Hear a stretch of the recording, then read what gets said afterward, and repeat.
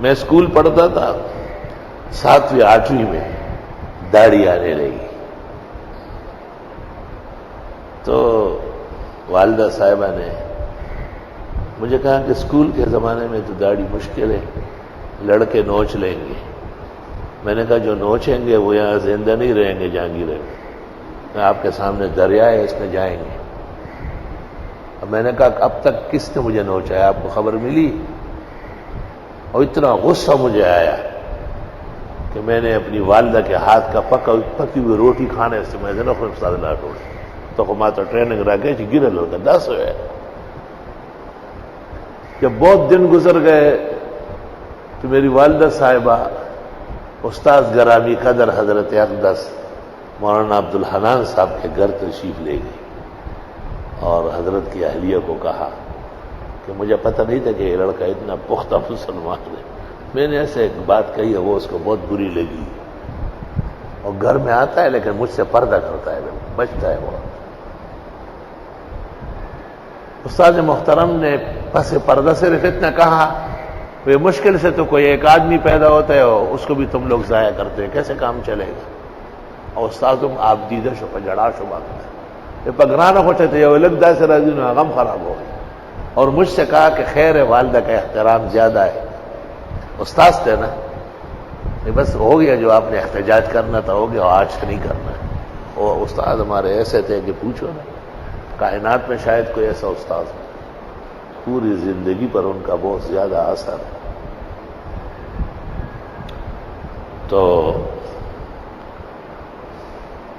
School میں الحمدللہ اساتذہ اور لڑکے سب ادب کرتے تھے، کیونکہ میں تو ویسے بھی استاد محترم مولانا عبدالحنان صاحب سے روزانہ 7 اسباق اسکول کے ساتھ پڑھتا تھا۔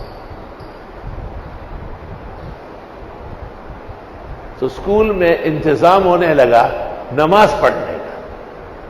ایک استاد تھے مستغفر اللہ شاہ ہزارے کا، وہ وہاں جہانگیرہ ٹرانسفر ہو کے آ گئے، بہت اچھے نیک دل، بڑی اچھی داڑھی، خوبصورت۔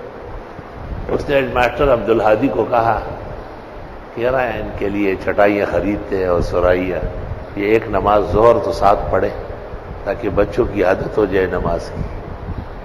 ماسٹر صاحب نے بہت اچھا، اوکے، آرڈر نافذ ہو۔ وہ ہمارے ماسٹر صاحب مستغفر اللہ شاہ نماز پڑھاتے تھے۔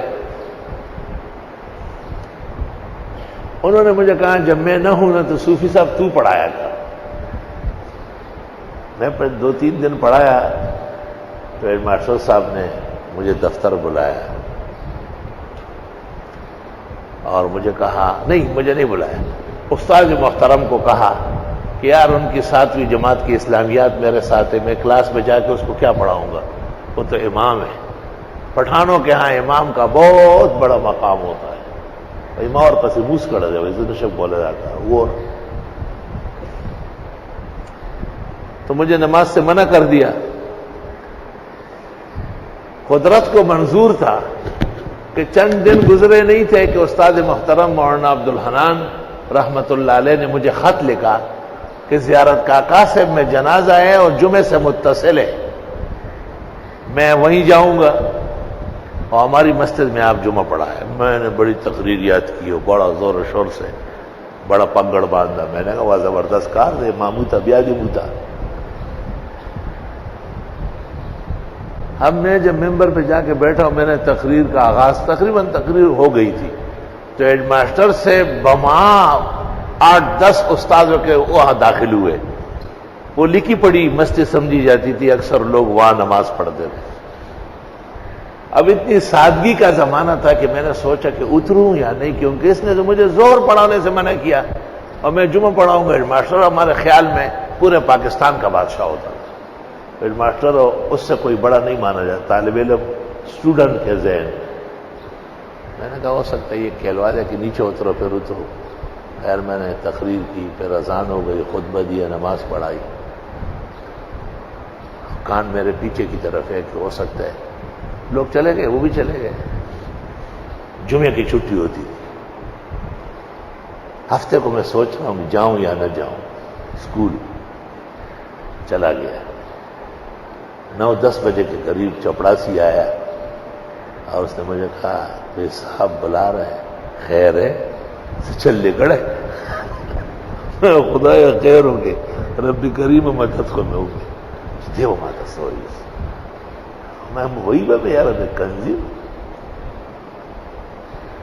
جب میں چلا گیا تو ہیڈ ماسٹر صاحب نے دراز کھولا، ٹوپی نکالی، چاری واری سر پہ رکھی، بیٹھو بیٹھے بھائی گھنٹی بجائی، بھائی فقیرہ ولدارا چائے راڑا دوپہر ماتم راڑا دتم راڑا.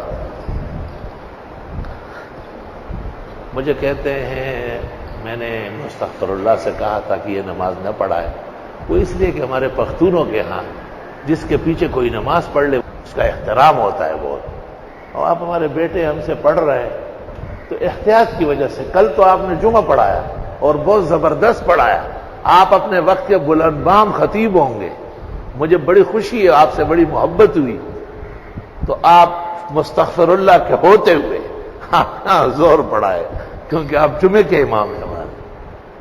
چائے مجھے دی، میں نے چائے لی تو پیالی اوپر ٹنگ ٹنگ ٹنگ ٹنگ مذہب کے ہوا اغم پوش خبر چیزا ماں چائے کلس کرو سے ماں چلنا رہا توڑو دو یار اگشتے ہوا. ایسا زمانہ تھا. اللہ اکبر. در جوانی تو بکر در شیوئے پیغمبر وقت پیری گرگ ظالم می شود پرہیزگار.